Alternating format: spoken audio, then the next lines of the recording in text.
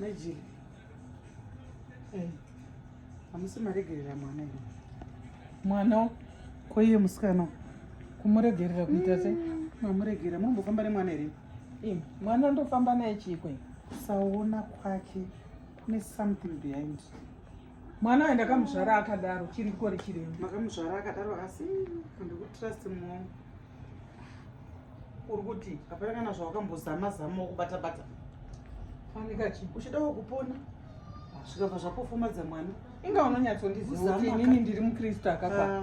Zvinhu Handikutendi. zvinyowani zvokuti inini ndiri mukristu akazvikwanira.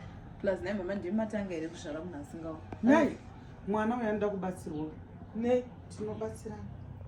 Munoziva kuti chii? Ndine vanhu vanotoziva nogona kutobatsira mwana akatosvenuka akaonawo. watanga kuda kudya mari yangu. Story kana muchida wafundisi kana muchida ana sango. Inzwa inini Zvamada. ndinokuziva kuti iwewe uri ajendi wemaprofita enhando. Asika wachibatsira. Aiwa Nando siyana neni. Fambai nemwana uyu anobatsirika. Ka Anobatsirika fambai naye. Iwe, Uri kutya kunofumurwa mumongo handikutembawo futi. teerera Eh. ungataurako zvaunoda Mm. but inini ndakakudzidzai vanhu inini veching'anga nechipostori ndakakudzidzai kuti munobaka muri mbavha. Aiwa.